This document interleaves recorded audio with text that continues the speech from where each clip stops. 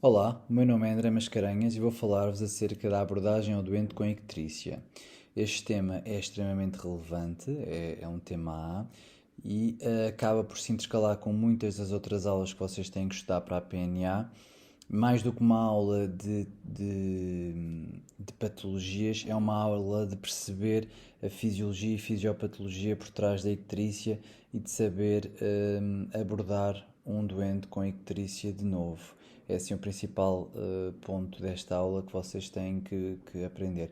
Depois também há muitas outras coisas por trás de um doente com icterícia das quais vamos falar e depois também determinadas patologias específicas, apesar de o intuito principal desta aula é saber abordar de forma prática e rápida um doente com icterícia.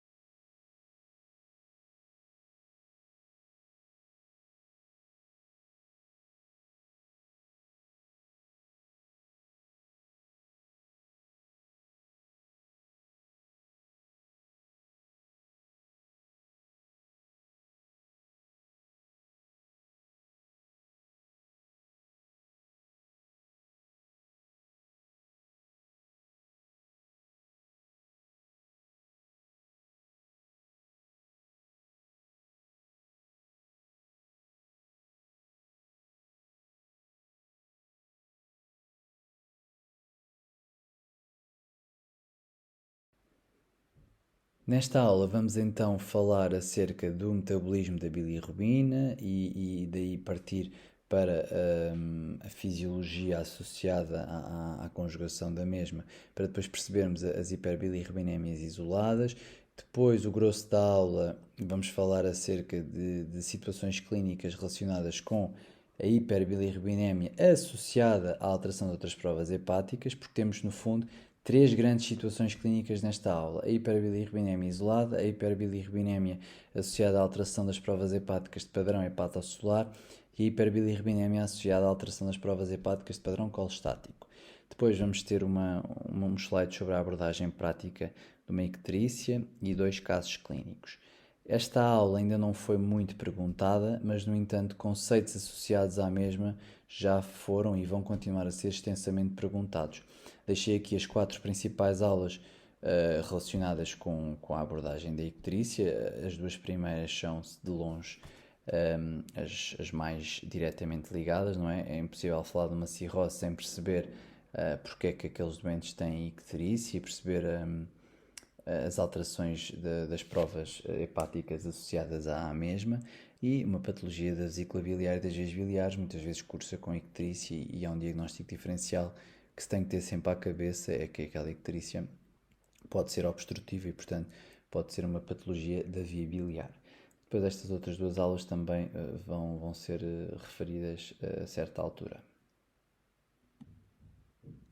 Começando então pelo princípio, o que é a icterícia? A icterícia é a coloração amarelada da pele, membranas mucosas ou escleróticas por uma deposição de um pigmento específico, que é a bilirrubina. A coloração pode até ficar esverdeada se já for de alguma duração e isto significa que temos uma bilirrubina total elevada no sangue. Atenção que a deposição de outros pigmentos na pele não é compatível com a definição de icterícia. E a icterícia, sempre que está presente, é sinal de doença, quer seja ela hepatobiliar ou hemolítica. A maior parte das vezes vai ser hepatobiliar. E nós temos a certeza que a doença é hepatobiliar quando a hiperbilirrubinemia é conjugada. Sempre que temos uma colúria, ou seja, a presença de bilirrubina na urina a dar uma cor tipo Coca-Cola, tipo castanho, laranja escuro na urina, aí temos provavelmente um excesso de bilirrubina conjugada na urina, no sangue, digo, e também na urina. Porque é que a hiperbilirrubinemia indireta ou não conjugada não se manifesta por colúria? Porque a bilirrubina não conjugada não consegue chegar aos glomérulos porque está obrigatoriamente ligada à albumina, uma proteína de grande dimensão. Enquanto que a bilirrubina conjugada ou direta, por ser solúvel no sangue, consegue ser filtrada livremente pelos glomérulos. Chamo também a atenção que num caso clínico nós podemos ter apenas uma ligeira amarelecimento das escleróticas, isto pode significar uma hiperbilirrubinemia ligeira. Abaixo dos 2,5 de bilirrubina total até podemos nem ter qualquer manifestação clínica. Agora, uma hiperbilirrubinemia importante, acima dos 5, 6, 7 mg por decilitro, aí já teremos uniformemente uma pele claramente amarela ou esverdeada, como já falei. Neste slide trago-vos uma imagem do Harrison só para vos explicar de forma breve como é que se faz o metabolismo da bilirrubina no nosso corpo. A maior parte da bilirrubina provém dos eritrócitos senescentes, portanto a degradação da hemoglobina presente nesses eritrócitos. Ela fica a circular no sangue e ela é uma bilirrubina não conjugada ou indireta e obrigatoriamente tem que se ligar a uma proteína transportadora, que neste caso será a albumina, porque ela é insolúvel. Quando depois é então captada através dos sinusoides hepáticos, é captada para o hepatócito, portanto a albumina vai à sua vida, e aqui no interior do hepatócito vai acontecer a conjugação com o ácido glicurônico através de uma enzima específica que vai ser muito importante mais à frente, cuja sigla é o DPQT, e depois, quando a bilirrubina está conjugada, vai então ser excretada na bilis e chega então ao duodeno. Há uma parte desta bilirrubina conjugada que regressa à circulação portal para depois ser novamente captada através de uns transportadores específicos.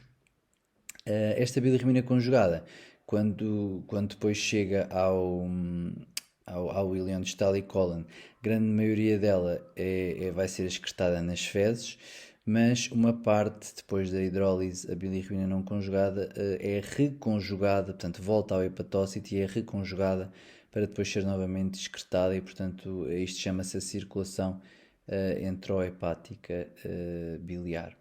E pronto, isto era só para vos dar uma noção de que a maior parte das doenças genéticas que vamos falar a seguir ocorrem por problemas em determinados transportadores que depois podem haver nesta imagem. Então, analiticamente, no estado fisiológico, a nossa bilirrubina total é no máximo 1,5 mg por decilitro, em que na maior parte das vezes é inferior a 1 mg por decilitro, em que a grande maioria da nossa bilirrubina no estado fisiológico é não conjugada, está bem? Até 30% da bilirrubina total pode ser direta, mas isso é mesmo o máximo. No entanto, nós não estamos sempre a falar de estados fisiológicos. Isto aqui já falámos, não é? Só uma recapitulação. E o que é que acontece? Temos às vezes alguns doentes que têm uma hiperbilirrubinemia conjugada, mas depois vamos analisar a urina e eles não têm bilirrubina na urina. Outros doentes têm uma grande melhoria clínica, estão a recuperar, no entanto a bilirrubina sérica não chega a diminuir da forma que o médico espera. Estas duas situações são explicadas pela bilirrubina delta. No fundo, bilirrubina conjugada que acaba por se ligar covalentemente à albumina e, portanto, sempre que a bilirrubina se liga à albumina, não consegue ser excretada pela urina. No fundo, tudo se resume a bilirrubina ligada à albumina não se excreta na urina, não se encontra na urina, tá bem? Que quase sempre significa a bilirrubina não conjugada, excepto em situações de icterícia muito prolongada, em que temos bilirrubina conjugada durante muito tempo na circulação que não consegue ser excretada pelo nosso sistema hepatobiliar e aí começa a haver ligação covalente à albumina. Agora falando da primeira situação que eu falei, que é uma elevação isolada da bilirrubina, que se divide na hiperbilirrubinemia indireta ou não conjugada, ou na hiperbilirrubinemia conjugada ou direta. Falando da hiperbilirrubinemia indireta, o aumento da produção pode-se dever a duas grandes causas. Hemólise, que pode ser hereditária ou adquirida, ou a reabsorção de hematomas extensos, ou no caso de transfusões sanguíneas massivas. Chamar a atenção que na hemólise hereditária a bilirrubina total raramente passa aos 5 mg por decilitro, excepto se houver alguma patologia concomitante a nível renal ou a nível hepatocelular ou quando ocorre uma hemólise aguda, por exemplo, numa crise de anemia falciforme.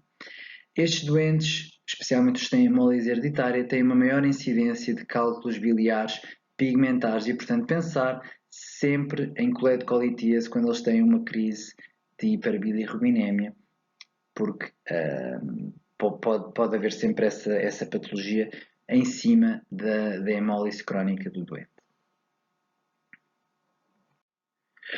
Quanto, ainda dentro da hiperbilirrubinemia indireta, temos o déficit de captação e ou conjugação, que se divide em doenças hereditárias, em fármacos ou em perda proteica severa.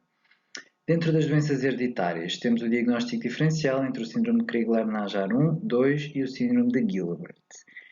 O síndrome de Crigler-Najjar tipo 1, temos uma incapacidade total de conjugar a bilirrubina. Não há qualquer atividade da enzima que realize essa conjugação, que é o DPGT, e a bilirrubina total é frequentemente acima de 20 mg por decilitro, há uma icterícia grave que muitas vezes leva à morte na infância, exceto se o doente for submetido a um transplante hepático. Já o síndrome de Crigler-Najjar tipo 2 é um bocadinho mais frequente do que o tipo 1.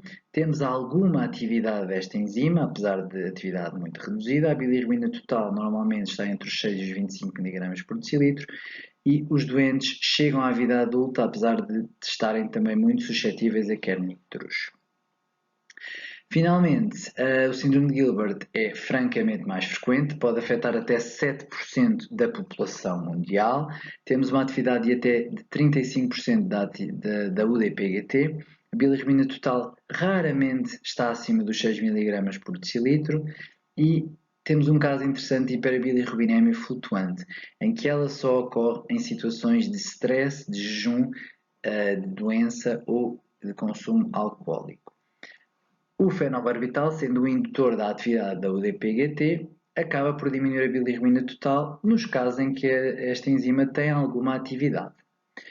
Quanto à última causa que está no slide, a perda proteica severa, só chamar a atenção de quando temos, por exemplo, queimaduras muito extensas ou outro motivo que leva a uma perda de proteínas plasmáticas severa, nós temos elevados níveis de bilirrubina conjugada porque não conseguimos que ela seja transportada até ao fígado, por não haver a albumina, está bem? Por isso é que temos icterícia. A hiperbilirubinemia conjugada não temos praticamente nada a dizer. Temos dois tipos de síndromes hereditários, o do Davin-Johnson e o do Rotor, que causam uma icterícia assintomática, cuja a sua distinção clínica não é relevante e são causas benignas e raras de icterícia. Vamos então à parte mais engraçada da icterícia, que é quando temos hiperbilirrubinemia com alteração de outras provas hepáticas. Aí, como já falámos, temos que ir ver se as outras provas hepáticas são a favor de um padrão hepatocelular ou de um padrão colestático. E isso vê-se através dos exames laboratoriais. No entanto, também temos que dar uma atenção redobrada à história clínica, exame objetivo e, eventualmente, exames de imagem, para conseguirmos chegar a uma etiologia.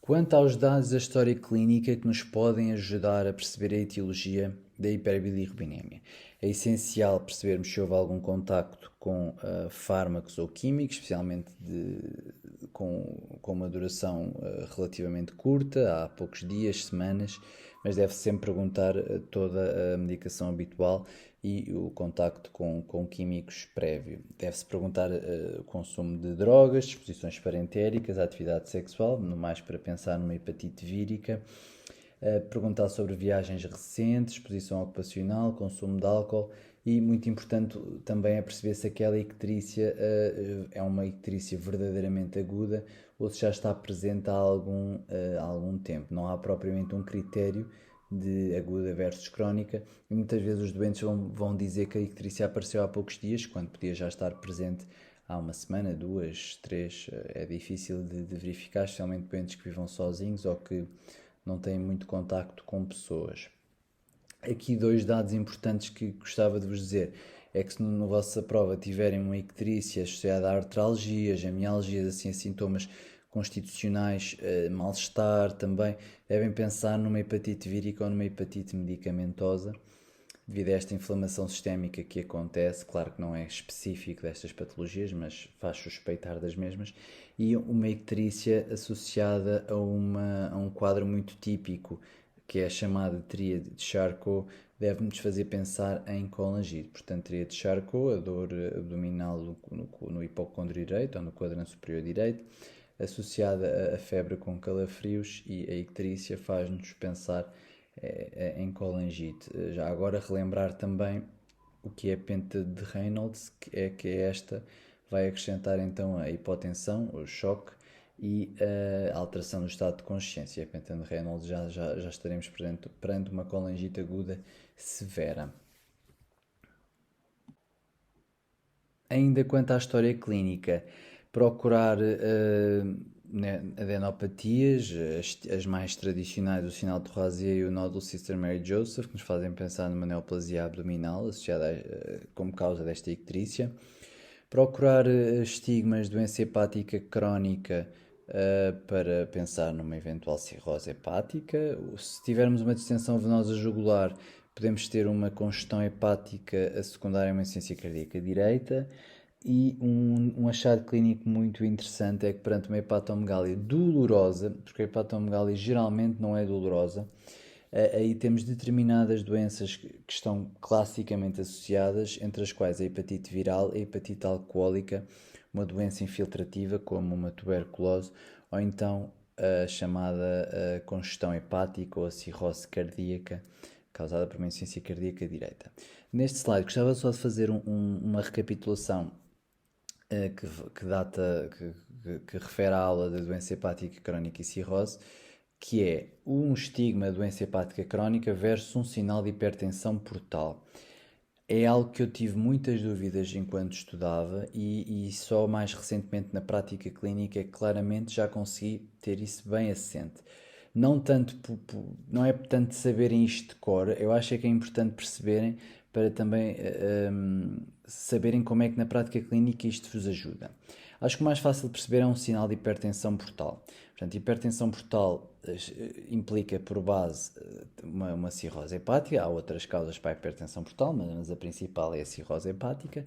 E uma hipertensão portal manifesta-se muitas vezes por ascite, ruptura de varizes gastroesofágicas, por circulação venosa colateral. Portanto, há uma grande pressão na veia porta que depois se repercute nas veias que drenam para a veia porta.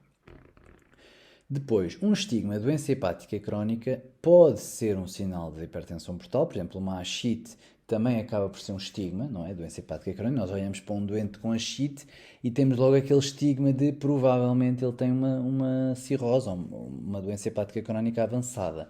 Agora, há outros estigmas de doença hepática crónica, como o eritema palmar, a contratura de Dupuytren,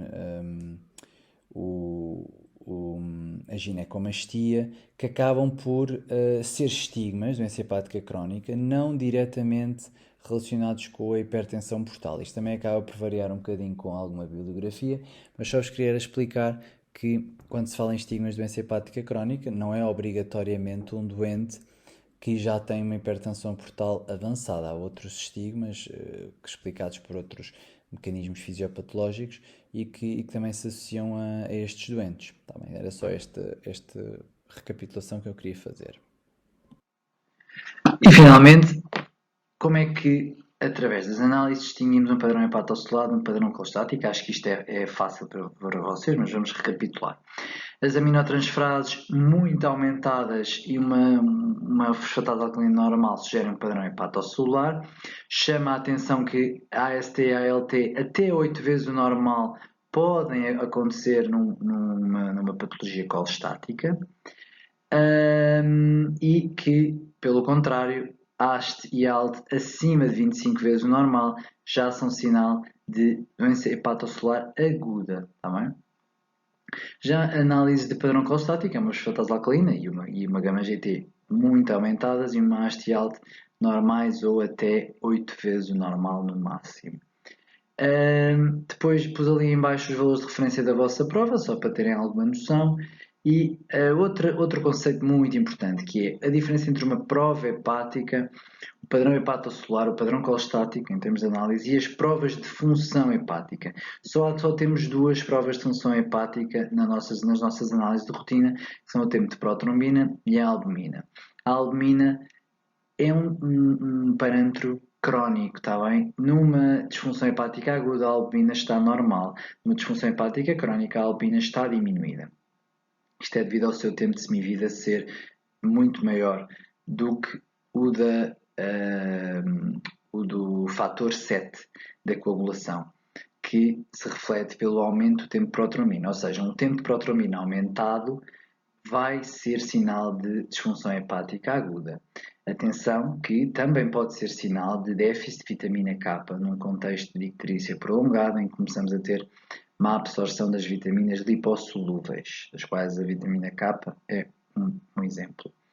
No entanto, em caso de disfunção hepatocelular grave, aguda, o tempo de protrombina está automaticamente prolongado, tá bem?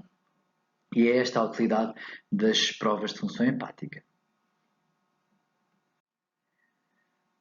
Em termos de hiperbilirrubinemia com alteração de provas hepáticas de padrão hepatocelular, entramos agora aqui num mundo, nesta aula da icterícia tem que mesmo sistematizar isto na vossa cabeça. Hiperbilirrubinemia, ok. Outras provas hepáticas, ok, de padrão hepatocelular. Principais causas: hepatite viral, hepatite medicamentosa, hepatite tóxica com toxicambientais, hepatite alcoólica, na cirrose avançada, hepatite autoimune. São assim as mais prevalentes. Depois também temos a doença de Wilson, que já não é tão prevalente. A chamar a atenção que as primeiras três que eu falei têm muitas vezes um valor de aminotransferados superior a 500 unidades por litro. No entanto, a hepatite alcoólica não, tem uma AST raramente superior a 300 unidades por litro e o rácio também é diferente. Numa hepatite, entre aspas, mais normal, aguda, temos uma ALT, que é a liver specific, maior que a haste. No entanto, na causa da etiologia alcoólica é ao contrário.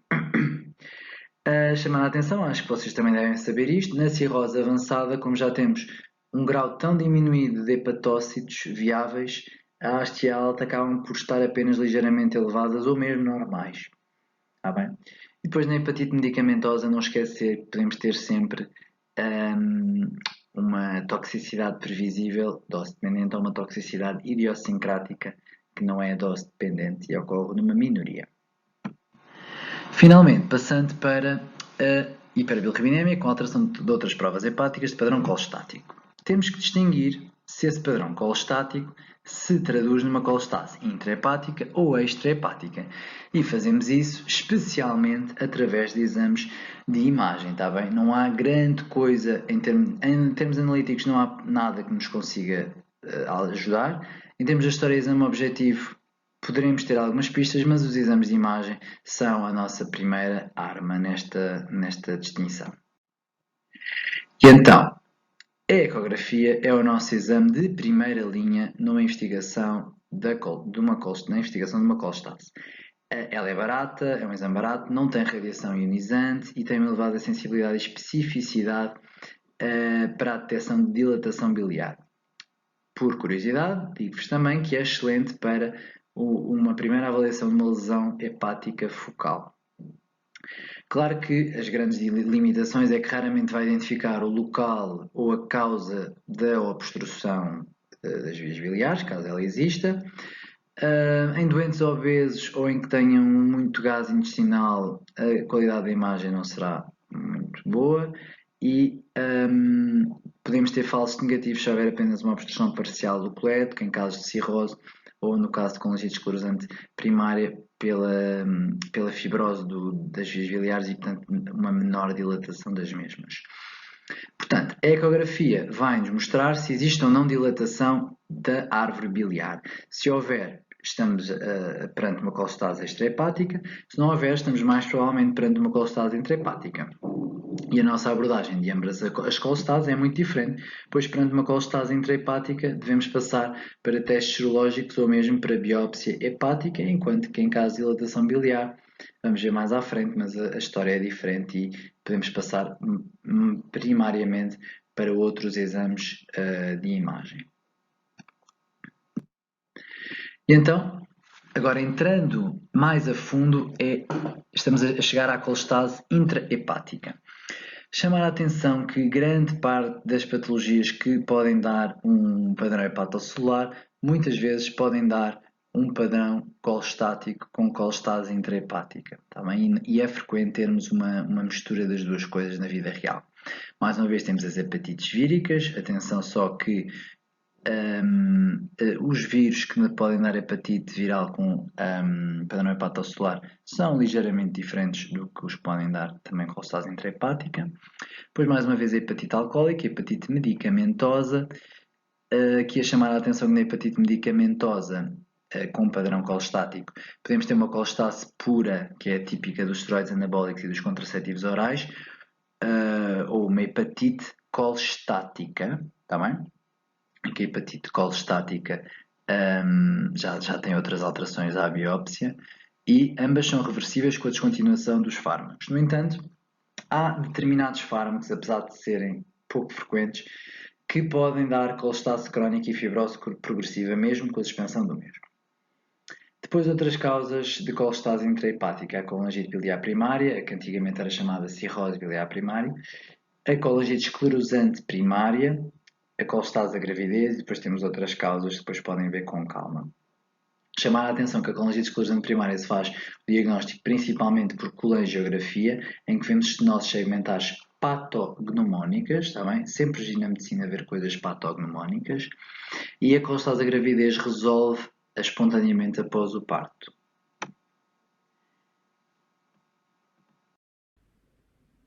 Outras causas de hiperbilirrubinemia com colestase intrahepática. Temos as doenças hereditárias, doenças infiltrativas, infecções, a congestão hepática e depois outras síndromes e causas mais raras. Quanto às doenças hereditárias, gostava de salientar aqui que nós temos duas grandes doenças genéticas associadas a este padrão: a colestase intrahepática recorrente benigna e a colestase intrahepática familiar progressiva. Tal como o nome indica, acho que o mais importante aqui a saberem é que a primeira é benigna, ou seja, apesar dos episódios de prurido e de icterícia podem mesmo ser debilitantes, ela acaba por nunca evoluir muito desfavoravelmente, enquanto que a colestase intrahepática familiar progressiva manifesta-se logo na infância e acaba por ter sempre uma colestase progressiva e é sempre uma indicação para um transplante hepático, dada a provável desenvolvimento de cirrose biliar secundária. Depois, também uma palavra para a doença de Weil, que está associada à leptospira. Portanto, acho que é só importante ter esta noção que um doente que tenha um contexto epidemiológico com uma patologia, uma insuficiência renal, especialmente novo, febre, cefaleias, mialgias e com também uma afecção tanto com uma hiperbilirrubinemia, com uma icterícia, e devemos pensar e excluir a leptospira como causa deste sintoma, desta doença. E também queria dizer-vos que há síndromes paraneoplásicos. O mais tradicional é o síndrome de Stauffer, associado ao carcinoma de células renais, que é um quadro clínico que também poderá ser uma possível pergunta. Se vir no doente com carcinoma de células renais, está muito descrito a colestase intrahepática por síndrome paraneoplásico, que se chama síndrome de Stauffer. Passando para a colestase extrahepática, esta tem uma divisão muito óbvia e que vocês na prática clínica vão ver que é muito importante, que é logo causas benignas de causas malignas, está bem? Na colestase extrahepática assusta-nos muito a possibilidade de malignidade, especialmente em doentes mais idosos e com mais fatores de risco. A principal causa de colestase extrahepática é a colectolitíase, que é uma causa benigna que tem um espectro clínico muito alargado, não é? Podemos ter um doente que nos entra com apenas um ligeiro desconforto no quadrante superior direito e uma elevação mínima dos parâmetros de colestase, como nos entra já em choque séptico. Depois de outras causas a relembrar a colangite associada à IgG4, a colangiopatia da SIDA, estenoses biliares pós-operatórios, o síndrome de Mirizi, entre outras. Da colangiopatia associada à SIDA, acho muito interessante rever que ela, à biópsia e à colangiografia, tem um aspecto semelhante à colangite esclerosante primária. Portanto, é estranho dizerem que as estenoses são patognomónicas, mas por outro lado, o aspecto acaba por se confundir um bocadinho tanto com a colangiopatia da SIDA como com o colangiocarcinoma, como vamos ver a seguir. E tipicamente a colangiopatia da SIDA é um doente que não tem icterícia à entrada, tá bem? Tem apenas níveis elevados dos parâmetros de colestase, mas não tem hiperbilirrubinemia. Chamar a atenção também que a compressão extrínseca da árvore biliar, atenção, compressão extrínseca é quase sempre devida a patologia pancreática. Bem? Mas, no entanto, o pâncreas não é uma causa muito frequente de colestase extrahepática, mas, no entanto, pode ser a causa. Finalmente, as causas malignas de colestase extrahepática. O colangiocarcinoma é sempre a primeira que vem à cabeça. Temos uma forte associação à colangite esclerosante primária e o diagnóstico diferencial é difícil. Depois, dentro de todos os outros cancros das estruturas que estão em torno da árvore biliar, o cancro da ampola de Vater acaba por ter a maior taxa de cura entre estes. A icterícia indolor, portanto uma icterícia sem dor abdominal, faz-nos sempre pensar numa neoplasia deste âmbito e, portanto, implica sempre a sua exclusão. A chamar a atenção que lesões na localização periampular, portanto, à volta da ampola de Vater, podem causar icterícia obstrutiva e que um adenocarcinoma do duodeno tende a ser diagnosticado de forma mais precoce versus um adenocarcinoma do jejunal do William, mesmo por causa disso, está bem? E os adenocarcinomas do jejunal do William acabam por ser muitas vezes diagnosticados quando já há doença metastática. Acho isso um facto interessante. Passando agora a um slide que eu considero extremamente importante para a prova. Como é que é a marcha diagnóstica subsequente quando temos uma alteração, uma hiperbilirubinemia com alteração das outras provas hepáticas de padrão colestático, em que a ecografia nos mostra uma colestase extrahepática provável.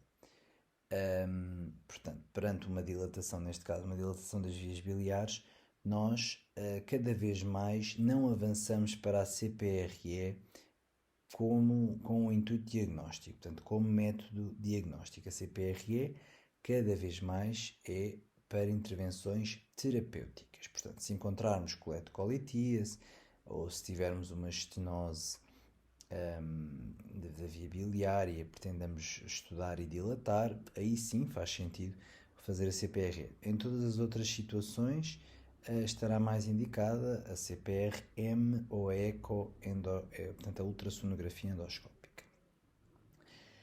Falando então dos exames que vos aparecem aqui à esquerda, a TAC e a CPR-M são melhores que a ecografia para avaliar a cabeça do pâncreas e a colectolitíase distal.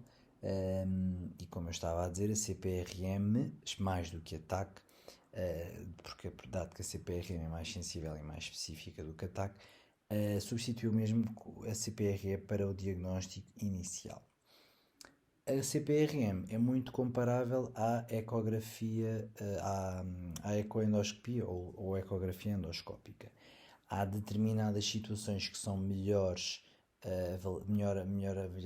avaliadas pela ultrassonografia endoscópica, como é o caso, por exemplo, de lesões suspeitas de neoplasias da ampola ou da região periampular ou de microlitíase biliar. Essas situações a ultrassonografia endoscópica acaba por ser discretamente mais sensível, mas a nossa decisão para avançar para CPRM ou ultrassonografia endoscópica acaba por depender apenas da disponibilidade do centro. A ecoendoscopia tem a vantagem de permitir a biópsia de lesões suspeitas de malignidade mas por outro lado é um exame invasivo, quase sempre feito com anestesia geral, portanto a CPRM acaba por ser mais vantajosa nesse aspecto. Só uma palavra quanto à CPT, portanto, colangiografia percutânea,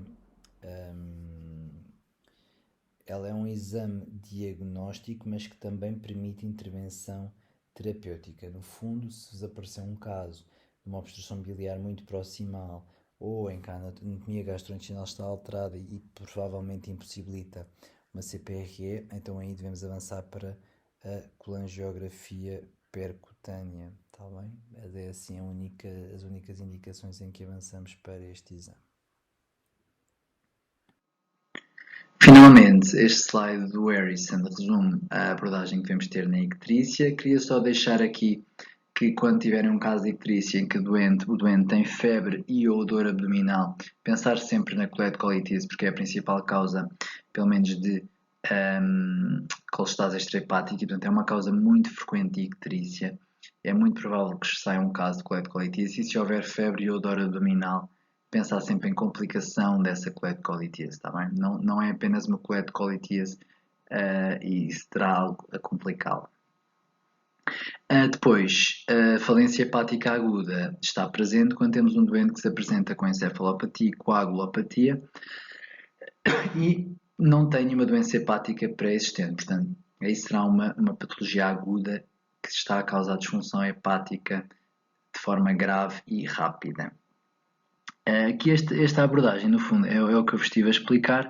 No fundo, eles focam-se inicialmente se a elevação da bilirrubina é isolada ou não, e se não for isolada, é fundamental ver o padrão que temos, colestático ou hepatocelular, e depois veem que a abordagem das várias vias é totalmente diferente e os testes que se pedem são totalmente diferentes. Na minha opinião, a aula de icterícia é das mais engraçadas e mais giras de gastro para se estudar na vossa face. Este slide de abordagem está bastante resumido, mas é o slide mais importante da parte da icterícia. Temos que ter sempre em conta a história clínica, exame objetivo e exames laboratoriais e imagiológicos, e nos exames laboratoriais encontramos um doente com hiperbilirrubinemia. Muito importante ter na nossa mente três grandes causas para a hiperbilirrubinemia. Ou é um aumento da produção, portanto a tal fase pré-hepática, ou é um déficit da captação, conjugação ou excreção da bilirrubina do hepatócito, já acaba por ser uma fase intrahepática, ou é uma regurgitação da bilirrubina por lesão dos hepatócitos ou das vias biliares, já acaba por ser intra e pós-hepático. E primeiro nós vamos ver as outras provas hepáticas. Se não tivermos alteração das outras provas hepáticas, então é fulcral perceber se há um predomínio da bilirrubina indireta ou da direta. Se houver mais de 15% de bilirrubina direta, já consideramos uma hiperbilirrubinemia direta, ou pelo menos predominantemente direta. Se houver menos de 15% de bilirrubina direta, então temos uma hiperbilirrubinemia indireta ou não conjugada. No entanto, se tivermos alteração das outras provas hepáticas, mais do que o tipo de bilirrubina que predomina, que quase sempre vai ser a conjugada, o que nos interessa é ver se essas outras provas hepáticas apontam para um padrão hepatocelular ou para um padrão colestático. Fica aqui então o primeiro caso clínico para irem lendo com calma e tentarem já responder, põem em pausa e tentam responder. E no slide seguinte vão ter então a minha interpretação do caso com com o meu raciocínio e com a resposta correta. Temos um homem, 64 anos, vai por prurido generalizado, provavelmente no contexto da icterícia, náuseas, fadiga, anorexia, aumento do volume abdominal, portanto provavelmente ascite, e icterícia com colúria desde há uma semana. Ele teve uma pneumonia pneumocócica e teve medicado com moxiclave, mantém alguma tosse, antecedentes de alcoolismo e mantém hábitos tabágicos, apesar de ter deixado o álcool há 2 meses, supostamente. Refere uma viagem recente ao continente africano e no exame objetivo destacamos então uma ligeira polipneia, uma lentificação do discurso, atrofia dos músculos temporais, hipocratismo digital, tal icterícia, ginecomastia, um eventual sinal de derrame pleural direito, pelo menos temos um murmúrio vesicular abolido na base pulmonar direita, mas não temos ruídos adventícios. Depois temos um abdômen globoso, com aranhas vasculares, um bordo hepático firme e nodular, baço palpável, que sempre que é palpável significa aumento do tamanho do baço, não é? Uma esplenomegália, e temos sinal de onda líquida positivo, mais uma vez a favor de ascite, e membros inferiores com edema Godé positivo. Analiticamente, temos uma anemia macrocítica, temos uma trombocitopenia ligeira, temos um prolongamento do tempo de protrombina e uma albumina diminuída, uma ligeira disfunção renal, uma PCR 3.2 e um aumento da AST para 103 e um aumento muito ligeiro da ALT para 49. Então, estamos perante uma hiperbilirrubinemia conjugada, com alteração de outras provas hepáticas de padrão hepatocelular, apesar de ser um padrão hepatocelular muito fraquinho, mas a verdade é o que temos, e temos diminuição das provas de função hepática, tanto aguda como crónica. Estamos então perante um doente que tem antecedentes de alcoolismo e que nos faz referência a esta tal viagem ao continente africano. Ao exame objetivo temos vários sinais sugestivos de cirrose, ascite, esplenomegália, aranhas vasculares, ginecomastia, atrofia dos músculos temporais e hipocratismo digital. Além disso, como eu já disse, um murmúrio vesicular ali na base pulmonar direita poderá indicar um derrame pleural assimétrico à direita, um doente com ascite clinicamente pouco evidente, ou pelo menos não é uma ascite muito evidente, e portanto esse achado também será a favor de uma cirrose hepática, um derrame pleural direito com ascite pouco evidente. Analiticamente, a anemia macrocítica e a trombocitopenia apoiam a hipótese da cirrose hepática. A trombocitopenia é um achado característico e precoce na cirrose, muito importante saber isto.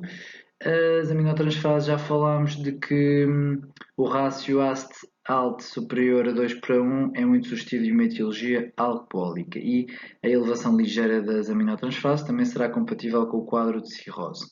Portanto, a linha C, dentro das que nos são apresentadas, é de longe a mais provável. As linhas A e D não fazem de todo sentido, não é? Não estamos perante um quadro de colestase. E quanto às linhas B e E, nós, em ambas estas etiologias, temos um aumento muito marcado das aminotransferases e, por outro lado, temos tipicamente uma ALT superior à AST.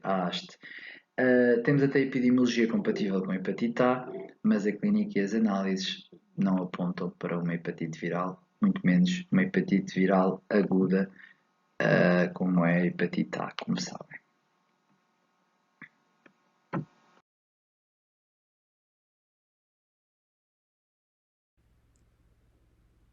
Como já vimos então, o diagnóstico mais provável seria o de cirrose alcoólica e, portanto, seria esta uma icterícia associada à disfunção hepática, subjacente a uma perda de função hepatocitária, portanto, a uma hiperbilirrubinemia conjugada com uma alteração das outras provas hepáticas de padrão hepatocelular, mas mais importante que isto, associado a um doente com uma cirrose avançada.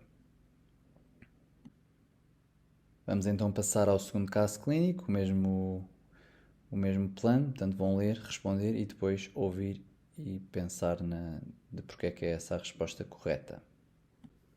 Estamos então perante uma mulher de 76 anos que recorre por dor abdominal no hipocôndrio direito intensa, febre de 39 graus e já com uma evolução de 5 dias. A dor é associada a náuseas e vômitos e também a um aspecto das fezes e urina sugestivos de acolia e colúria. Em termos de antecedentes pessoais, não temos assim nada de especial relativamente a este quadro clínico. Temos um tabagismo no passado e ao exame objetivo à admissão temos então uma doente febril, taquicárdica, polipneica, hipotensa e com uma insuficiência respiratória. Ao exame físico temos também uma doente confusa, ictérica, com um prurido provavelmente intenso devido às lesões de coceira e com um tempo de perfusão capilar prolongado. Outras alterações, temos então um abdômen doloroso à palpação profunda do hipocôndrio direito, sem dor à descompressão, sem sinal de Murphy e com edema periférico bimaleolar simétrico. A ecografia abdominal realizada revelou um fígado de pequenas dimensões, com cololitíase e com dilatação das vias biliares.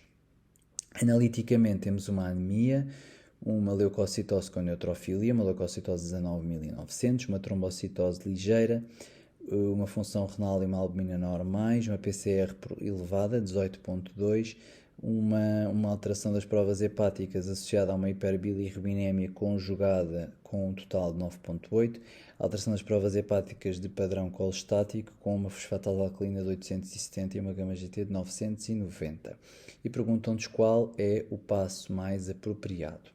Portanto, resumindo, o quadro clínico parece-nos ser o de uma colangite aguda, severa dada a disfunção de órgão-alvo. Pensamos na colangite aguda porque até parece termos a penta de Reynolds, temos uma dor abdominal no hipocôndrio direito, icterícia e febre alta. Temos também uma alteração do estado de consciência e uma doente em provável choque, pelo menos temos uma hipotensão. Não sabemos se vai responder a fluidos ou não. E analiticamente temos uma hiperbilirrubinemia conjugada com um padrão associado a uma alteração das provas hepáticas de padrão colestático e é uma colestase extrahepática porque temos dilatação das vias biliares na ecografia abdominal. E qual seria o passo mais apropriado neste momento? As hipóteses que eu penso que seriam mais fáceis de excluir seria a hipótese D, não é? Portanto, a colangiopancreatografia por RM é um exame que está indicado quando pretendemos fazer o diagnóstico, mas sem intervenção terapêutica planeada para a via biliar. No entanto, perante uma colangite aguda, nós temos que intervir, não é? Esta é uma situação potencialmente letal e não seria o mais indicado agora ir fazer o diagnóstico do que é que se passa nas vias biliares, não é?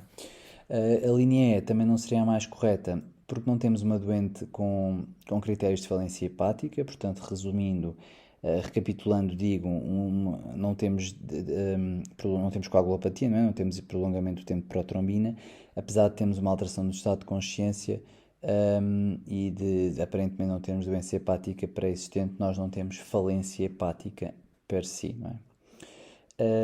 A biópsia hepática percutânea penso também seria fácil de excluir, não é? Nós neste momento até já temos dilatação das vias biliares, portanto uma colestase extrahepática, pelo menos inicialmente, não necessita de investigação por biópsia e provavelmente não necessitará, não é? O estudo subsequente é com exames de imagem, com endoscopia, a CPRM, eventualmente a CPRE para terapêutica, não passa pela biópsia hepática. E portanto, entre a linha A e a linha B seria o passo mais apropriado neste momento, realizar uma CPRE para drenagem da via biliar e para termos uma doente com uma colangite aguda, provavelmente litiásica, e que precisa dessa intervenção para controle de foco infeccioso para o seu tratamento. A CPT, portanto, a linha A, não seria a mais indicada, dado que não temos aparentemente nenhum critério que nos mostre que a CPRE não seria fazível, não é? Não temos alteração da anatomia, nem temos nenhuma outra evidência de que a obstrução biliar seja muito proximal. Assim, a linha B seria a resposta correta. Muito obrigado pela atenção, continuem com um bom trabalho e um bom estudo. Se tiverem dúvidas, está aqui o meu e-mail.